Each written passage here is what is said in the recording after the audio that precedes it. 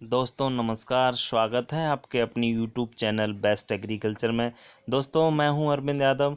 दोस्तों आज हाजिर हूं आपको एक ऐसा वीडियो लेकर आया हूं दोस्तों जिसमें एग्रीकल्चर के वह क्वेश्चन जो आपके कम्पिटिटिव एग्जाम में मिलने वाले हैं। दोस्तों आज हम बेसिक एग्रीकल्चर कुछ क्वेश्चनों की बात कर लेते हैं दोस्तों, जिसमें विज्ञान की विभिन्न शाखाएं हैं। जैसे विभिन्न शाखाएं कौन कौन सी हैं, क्या कहते हैं उनको, ब्रांचेज ऑफ साइंस की जो शाखा है उनके बारे में बात कर लेते हैं। दोस्तों फलों के अध्ययन को पोमोलॉजी कहा जाता है, सब लोग जानते हैं। सब्जियों के अध्ययन को ओलेरीकल्चर कहते हैं।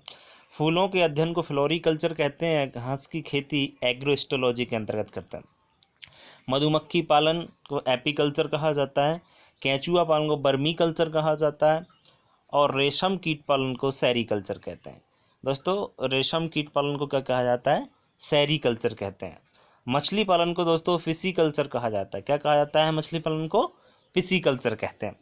शहतूत उत्पादन को मोरीकल्चर कहते हैं। शहतूत उत्पादन को क्या कहा जाता है, मोरीकल्चर कहा जाता है। बादलों के अध्ययन को क्या कहते हैं, बादलों के अध्ययन को नेफोलॉजी कहते हैं। दोस्तों ये इंपॉर्टेंट आपके जो पॉइंट्स हैं, आपके जो इनका आप स्क्रीनशॉट ले सकते हैं, जिससे आपको आने वाले एग्जाम में आगे इनमें से कोई भी क्वेश्चन आए तो आपको काम आ जाए। नेक्स्ट आगे भी है, आगे बात कर लेते हैं फसल चक्र का अध्ययन। फसल चक्र का जो अध्ययन है वो सीरियोलॉजी के अंतर्गत किया जाता है।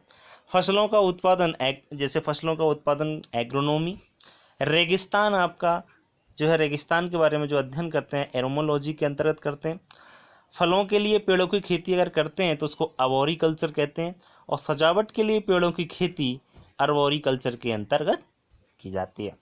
नेक्स्ट दोस्तों फसल व उनके वातावरण का जो अध्ययन एग्रो इकोलॉजी कहलाता है। क्या कहलाता है, फसल भी और उनके वातावरण का जो एनवायरनमेंट है उसका जो एग्रो इकोलॉजी।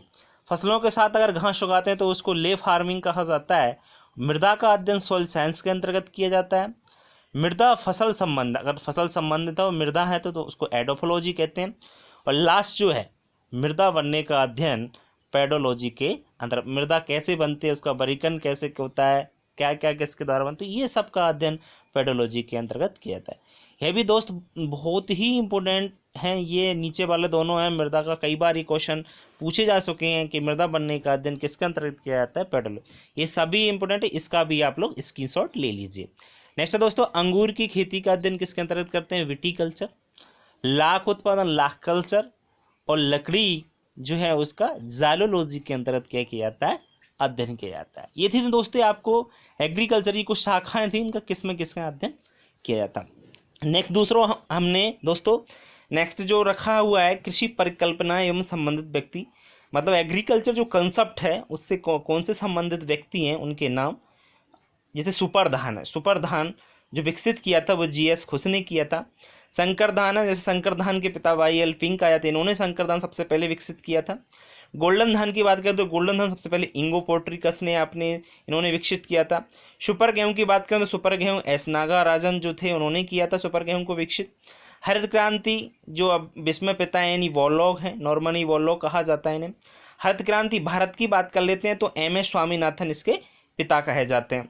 सफ़ेद क्रांति की बात करें तो सफ़ेद क्रांति वर्गीज कुरियन इनके पिता हैं। सफ़ेद क्रांति इन्होंने इस पर सबसे ज़्यादा योगदान रहा है इनका। सुनहरी क्रांति की बात करें तो सुनहरी क्रांति आपको पता है संबंधित फलों से के.एल. चड्डा।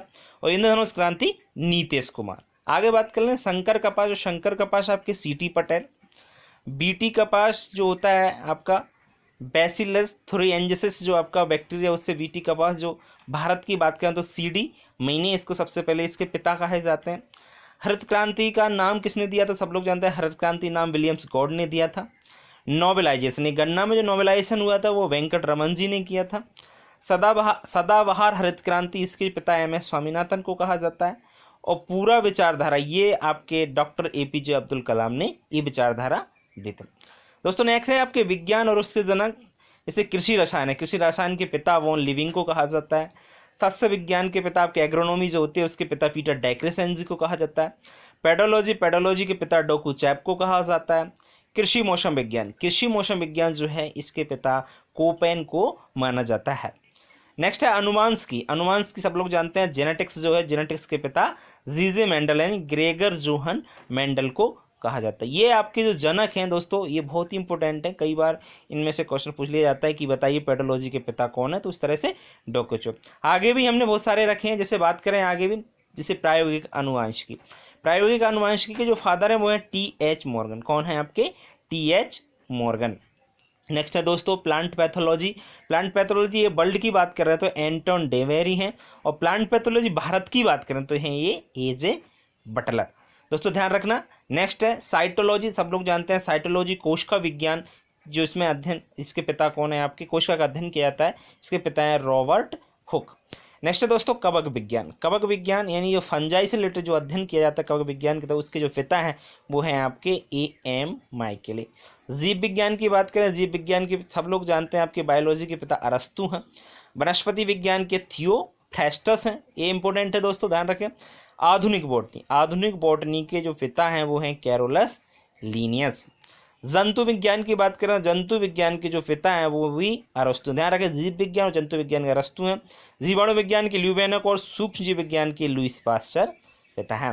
नेक्स्ट है दोस्तों इम्यूनोलॉजी। इम्यूनोलॉजी के जो फादर हैं वो एडवर्ड जेनर हैं। औषधि विज्ञान, औषधि विज्ञान के पिता हिप्पोक्रेटस हैं। अर्थशास्त्र, अर्थशास्त्र के पिता जो हैं वो एडम स्मिथ हैं। पादप शरीर क्रिया विज्ञान, पादप शरीर क्रिया विज्ञान के पिता स्टीफन हेल्स हैं। नेक्स्ट क्वेश्चन है दोस्तों जैविक खेती। जैविक खेती जो सबसे पहले किसी ने दी थी? अल्बर्ट हॉवर्ड ने। वर्गीकी, वर्गीकी के जो पिता हैं टैक्सोनॉमी इसको कहा जाता है, टैक्सोनॉमी के पिता कैरोलस लिनियस को कहा जाता है। उत्परिवर्तन, उत्परिवर्तन ये दोस्तों जेनेटिक्स से संबंधित है, और इसके जो पिता हैं कह सकते हैं इनसे जो साइंटिस्ट संबंधित हैं वो है ह्यूगो day Vries. Endocrinology, endocrinology Thomas Edison. प्राकृतिक खेती की बात करें, नेचुरल जो आपकी फार्मिंग है उसके जो पिता हैं वो है मसानामो फुकुओका। लास्ट है दोस्तों आपके भारतीय परिस्थिति विज्ञान के पिता हैं आर्म्स। दोस्तों आज के लिए इतना ही। आप हमारा वीडियो कैसा लगा ये कमेंट्स बॉक्स में दोस्तों आप ज़रूर बताएं, और नेक्स्ट आने वाले वीडियो को देखने के लिए हमारे चैनल को सब्सक्राइब करें और बेल आइकन को दबाना बिल्कुल ना भूलें, जिससे आपको आने वाला जो नोटिफिकेशन है वो जल्द से जल्द आपको प्राप्त हो सके। दोस्तों हमारे वीडियो को लाइक कीजिए, शेयर कीजिए अपने दोस्तों को, इससे उनको भी आपका फ़ायदा हो सके। आज के लिए दोस्तों इतना ही, कल फिर मिलेंगे। धन्यवाद।